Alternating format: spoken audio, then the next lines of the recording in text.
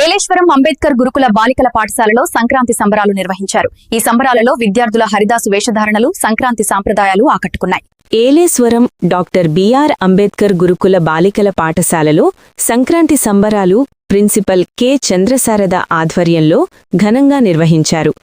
ఈ సంబరాలకు ముఖ్య అతిథులుగా స్థానిక టీడీపీ నాయకులు బొదిరెడ్డి గోపి, మూది నారాయణస్వామి కౌన్సిలర్లు హాజరయ్యారు.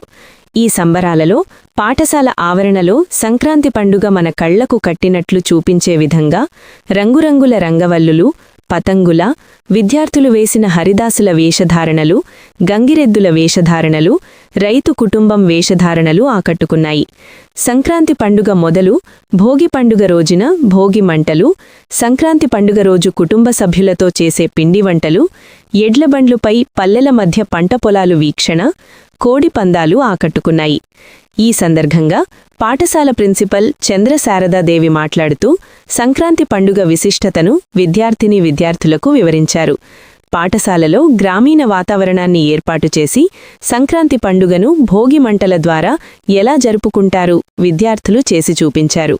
ఈ కార్యక్రమంలో కౌన్సిలర్లు ఎండగుండి నాగబాబు, పెండ్రా శ్రీను, మామిడి లలిత, కర్రోతు గాంధీ, ఎన్డీఏ కూటమి సభ్యులు, ఉపాధ్యాయులు, విద్యార్థులు తదితరులు పాల్గొన్నారు.